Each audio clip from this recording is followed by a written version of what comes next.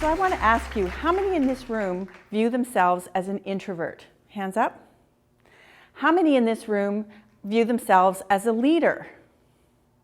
Well, you know what? That pretty much represents what we'll actually see out there. Did you know that only 25 to 40% of leaders are actual introverts?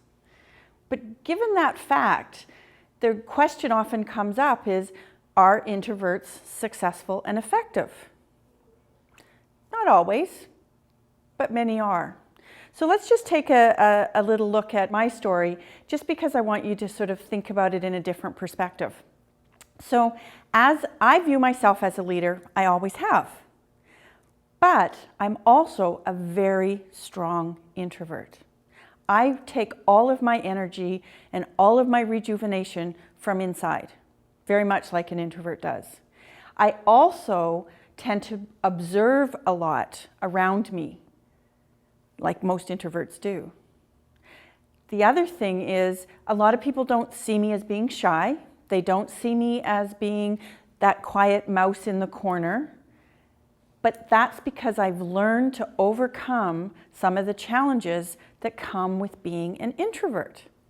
Not every introvert is shy, not every introvert is quiet, but they have a quiet way of making their presence felt, and that works.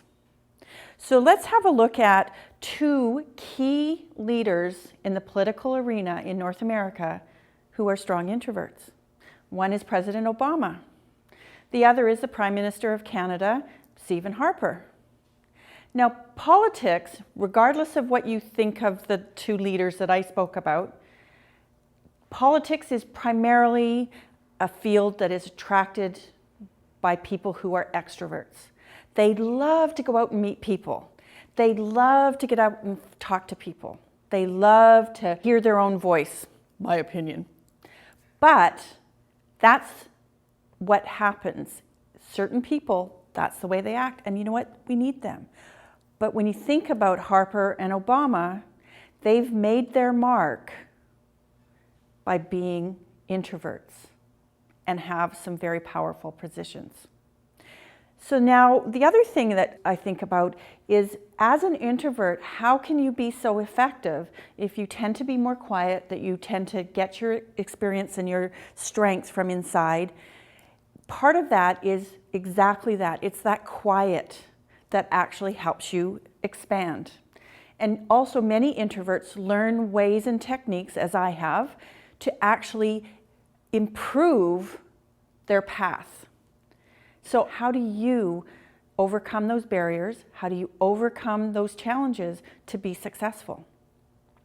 Now, if I look at the fact that when people are introverts and they tend to be that silent person, that we really do have an opportunity to actually empower the people around us. We have the ability to engage people in a very different way, because our personalities tend to be more behind the scenes and they're not the central focus. So that's one of the things.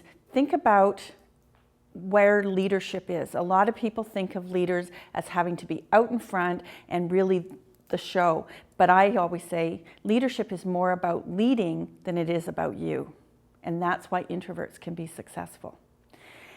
In a study by the Harvard Business Review, they actually found that 65% of CEOs that they surveyed found introversion as a barrier to leadership. And I find that very interesting, especially when you consider up to 40% of all leaders are introverts. The other thing that I find really interesting is that in her book, Susan Cain stated that introverts are often sort of considered to be where women were 50 years ago.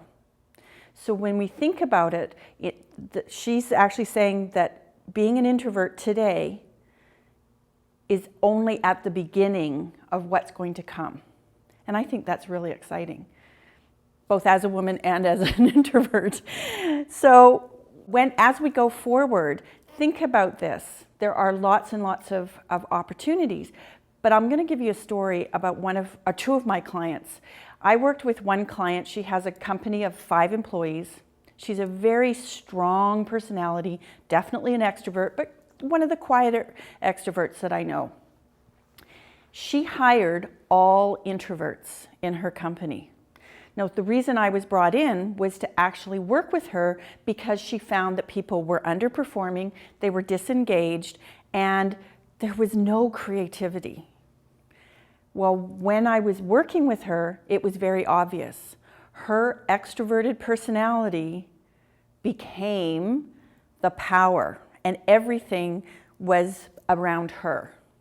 And everybody else just went along with it because it was easier to just be that way.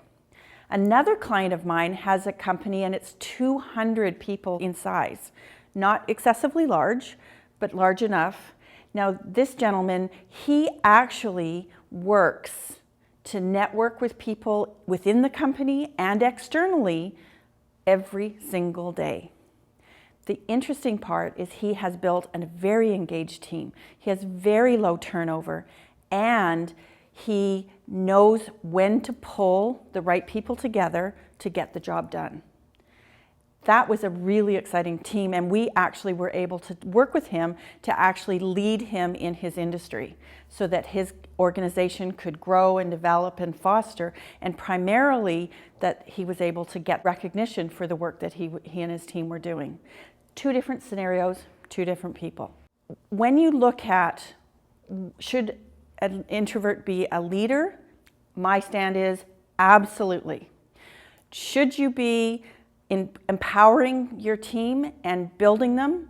My stand on that is also, I totally agree. So go forward, take that strength as an introvert, really work it to your advantage, empower your team, stimulate the innovation and creativity that comes from that. And Apple's a really great example of that. Apple, Steve Wozniak, he is a strong introvert as well, and he has, along with what Steve Jobs has done, built an extremely successful company. That is what you want to try to attain. So go out, make your mark in the world, and let's make a difference.